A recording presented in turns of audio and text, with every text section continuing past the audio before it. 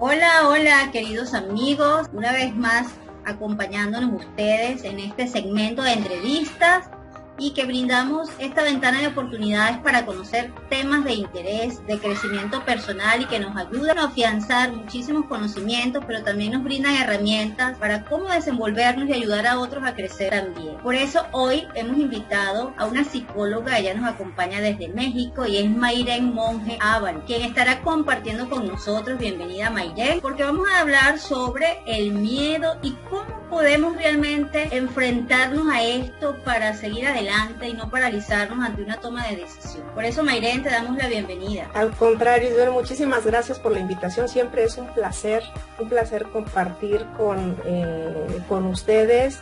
De antemano yo te digo que me dio gusto desde el principio recibir su invitación, porque yo tengo un especial cariño y empatía por Venezuela y siempre hago buen clic con los venezolanos, y entonces recibir su invitación para mí es con mucho gusto poder compartirlo con ustedes. Gracias por la oportunidad. Bueno, gracias a ti, Mayren. Tu espacio Psicoterapia Inteligente, que invitamos a todos los que nos escuchan y nos ven, que puedan también acompañar a Mayren en todos esos tips valiosísimos y el trabajo hermoso que viene realizando. Mayren, ¿cómo crees tú realmente que podemos definir el miedo? Muchas personas lo han catalogado como una emoción primaria, algunos simplemente como una sensación que nos impulsa y que nos invita a reaccionar ante una situación. Mira, efectivamente el miedo es una emoción básica o primaria que se caracteriza por una intensa sensación desagradable provocada por la percepción, y ahí engloba mucho lo que tú estás diciendo. Percepción de un peligro, ya sea real o supuesto, ya sea del presente, del futuro o incluso del pasado. La respuesta autónoma del miedo, es decir, la que no activamos de manera consciente, surge mucho antes de que nuestra razón siquiera haya podido decir nada al respecto. Sí, son muchas las áreas cerebrales que están relacionadas con el miedo, y como tú bien indicas, la forma en que nosotros interpretamos la información tiene totalmente que ver con nuestros filtros mentales, con lo que tengamos, las ideas, las experiencias vividas en el pasado, y en base a esa información almacenada en nuestro cerebro, pues obviamente va a ser la forma en que interpretemos, porque puede haber situaciones que las vivamos las dos al mismo tiempo y a mí no me generen miedo, o a ti no te generen miedo y a mí sí, o viceversa, ¿sí? Entonces tiene mucho que ver precisamente con los filtros mentales, pero de manera general podemos decir que es una emoción, no es mala, porque no existen emociones malas, puede ser una emoción aflictiva, ¿sí?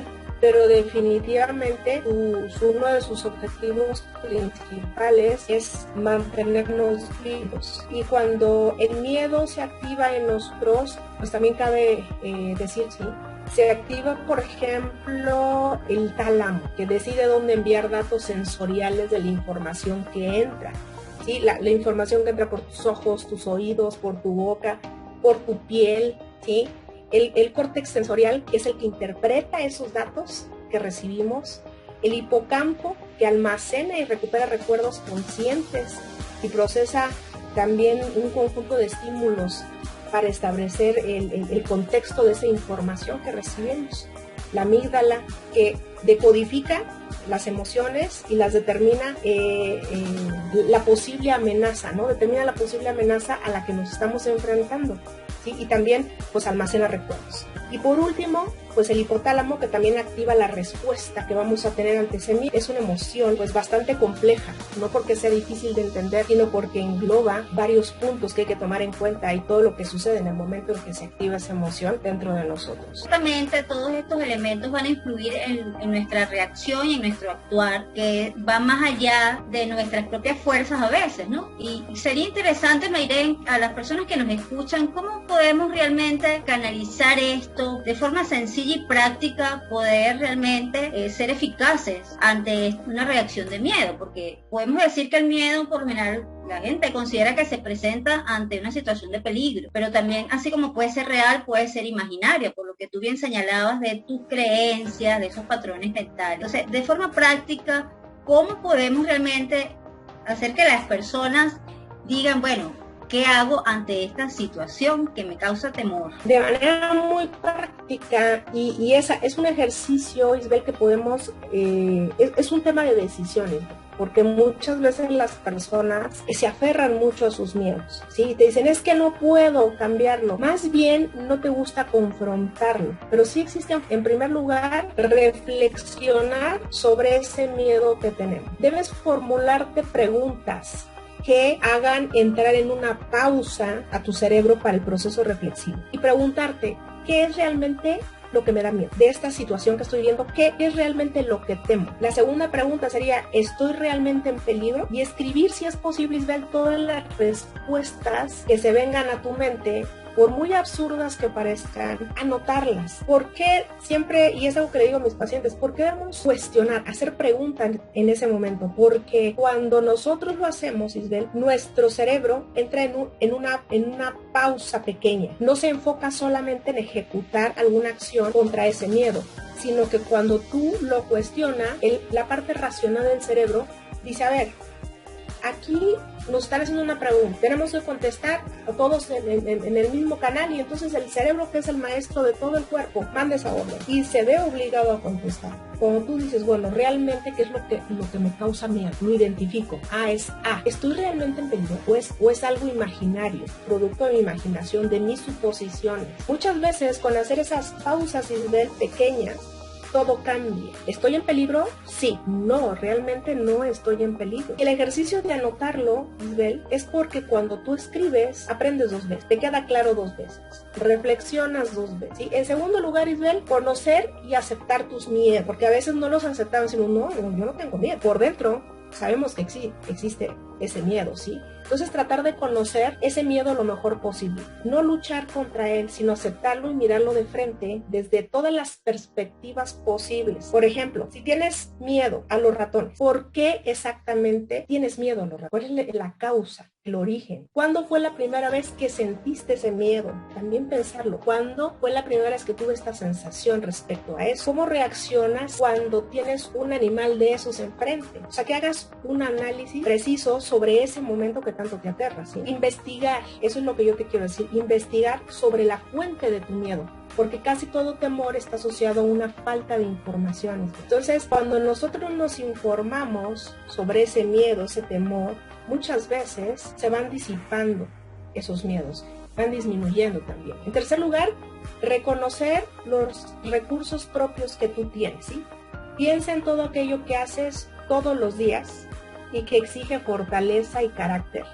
Y a veces perdemos de vista que el simple hecho de levantarnos a cumplir con nuestras obligaciones todos los días exige una gran cantidad de habilidades y virtudes. Habilidades y virtudes que tiene cualquier ser humano para enfrentar lo que le causa temor, lo que le causa miedo. Muchas veces hacemos cosas mucho más complejas, Isabel, en el día a día, que el miedo mismo ese que nos atormenta. A veces es chiquito comparado a las cosas que tenemos que enfrentar diariamente. Entonces, si lo vemos desde esa perspectiva, también nos puede ayudar. El siguiente punto sería visualizar tu vida por el que estás atravesando, ¿sí? Imagina qué pasaría si no tuvieras esa situación que te atormenta, esa emoción a todo lo que da. Si no se despertara así, ¿cómo sería tu vida? Imagínate, ¿sí? Intenta aproximarte a eso. Hasta donde sea posible, aquello que te causa temor, aproxímate. ¿Cómo sería si yo no lo tuviera? ¿En qué cambiaría mi vida? Si lo que te da miedo, por ejemplo, es hablar en público, pues ¿por qué no date la oportunidad de ir a conferencias y siéntate hasta la fila de adelante para que puedas ver desde una perspectiva más amplia lo que hace esa persona que a ti te causa miedo, ¿sí? Pon atención, sería el otro punto. Pon en acción, Isabel, estas prácticas, ¿sí?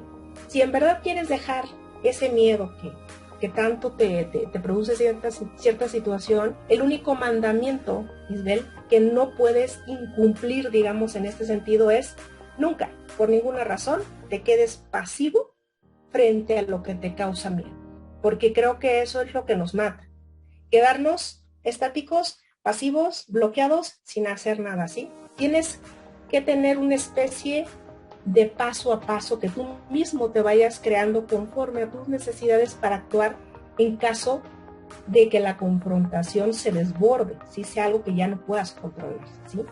Para enfrentar eso que tanto te detiene.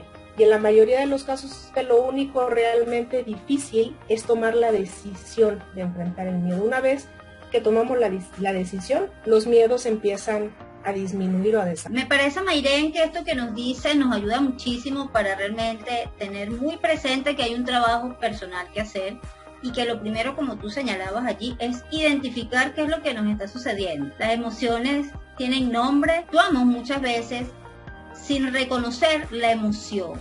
Y esto que tú nos señalas nos va a permitir, me parece súper práctico esto de escribirlo, que podamos ir identificando cómo estamos actuando y qué es lo que nos causa ese temor ante una determinada situación. Por eso a todos aquellos amigos que nos escuchan, consideremos estas ideas que nos dice y que sin duda alguna nos van a ayudar ante estas situaciones que nos paralizan, muchas personas que tienen miedo al miedo. ¿Podemos realmente, Mayren, tener miedo al miedo? ¿Qué nos dice sobre esto? Es correcto. Ya no es el miedo a cierta circunstancia, a cierta cosa, a que nos suceda algo. Es el miedo al miedo mismo. ¿Sí? ¿Cómo es esto? Simplemente, y es algo inconsciente, simplemente te da miedo tener miedo. ¿Sí? Porque sabes, y aquí es un punto importante, porque sabes que al tener miedo, sufres, ¿sí? Que te generas ansiedad y que puedes terminar teniendo incluso un ataque de pánico cuando el miedo es extremo, ¿sí? Entonces, de cierta forma, como decimos coloquialmente, andas ya de puntitas contigo mismo en cuanto a evitar cualquier cosa que te vuelva a activar el miedo, ¿sí? Y dejas de hacer cosas o te pones distracciones para no sentirlo. Y no se trata de huir o no sentir, ¿sí? Entonces, tener miedo al miedo es prácticamente llegar a un punto, Isabel, en donde vamos a estar ya paranoicos, ¿sí? Y alerta de que no vuelvas a tener miedo porque sabes que te pones muy mal cuando entras en esa fase, ¿sí? Entonces, ¿qué conseguimos al final de cuentas, Isabel, con tenerle miedo al miedo? Vivir un círculo vicioso. ¿Tú crees que al tenerle miedo a ese miedo estás haciendo algo para evitarlo? Pero en realidad lo estás viviendo y lo estás generando una y otra vez. Entonces, conclusión, tenerle miedo al miedo es tenerle miedo a esa sensación de vivir esa experiencia y sentir lo que siento cuando estoy apanicado, ¿sí? Eso es miedo ya al miedo. Y justamente, Isabel, cuando llegamos a esos puntos, desgraciadamente, estamos hablando de cosas extremas como los ataques de pánico. Como te decía, muchas veces el paciente ya ni siquiera lo vive en momentos específicos, simplemente anda en el súper, y de repente empieza a tener esa sintomatología, y es porque ya viven con miedo al miedo de situación, y este es un proceso inconsciente y el estado de alerta está ahí, no le damos como que una solución. Bien, ¿qué recomendar a las personas en estas situaciones? Cuando realmente se manifiestan esto que bien señalas, que ya no es miedo, sino que ha pasado a otro nivel, es el momento de buscar ayuda con un especialista. Todos los seres humanos tenemos la capacidad y la potencialidad de trabajar con nosotros mismos, de gestionar nuestras emociones, pero cuando no estamos en el momento oportuno, entonces ya se empieza a salir de nuestro control. Y llega un momento en que ya se hizo como una bola de nieve, y entonces dices ya, ¿y ahora qué hago? Ya no lo puedo controlar. Claro, porque no cerraste ciclos en el momento que debiste haberlo hecho, y entonces se siguen acumulando ya muchas veces esas experiencias, Isabel, van desgraciadamente reafirmando y reafirmando ese miedo que nosotros tenemos. Cuando ya llegamos a ese punto que ya está fuera de nuestro control, Isabel, siempre va a ser sano pedir ayuda profesional. ¿Por qué? Porque como profesionales ayudamos, somos una guía para el paciente, para empezar a desbloquear y encontrar el lugar de cada cosa en su vida, ¿sí? Aprender también a que esos miedos no tienen el significado que nosotros les hemos dado, ¿sí? Los hemos potencializado. Entonces, de ahí que sea muy importante que cuando ya se sale de control, pues busquemos ayuda. Siempre es sano y recomendable. Bueno, muy bien, amigos, hoy hemos conversado con la psicóloga Icoas Mayren Monge desde México, y nosotros pues muy gustosos. Nos encantaría, Mayren, antes de despedirnos, que nos compartas tus redes sociales, cómo seguir tu trabajo a todos aquellos que nos están escuchando. Sí, Isabel, estoy en Instagram como Psicoterapia Inteligente con doble E al final. Y apenas hace muy poquito acabo de abrir un podcast a través de Spotify que se llama Una Dosis de Psicología, en donde pueden encontrar también información tanto en Instagram como en Spotify. Estoy subiendo material constantemente, esperando que les sea de utilidad a las personas y siempre a la orden, Isabel. Bueno, muy bien, hemos llegado al final de este espacio. Gracias por todo eso que nos compartes. Y bueno, ustedes que nos siguen y nos escuchan también en este canal, en esta ventana de oportunidades, como bien decimos en Motivarte, seguimos creciendo juntos. Un gran abrazo, habló para ustedes Isabel Criasola y Mayren Monge. Gracias, Mayren. Muchas bendiciones.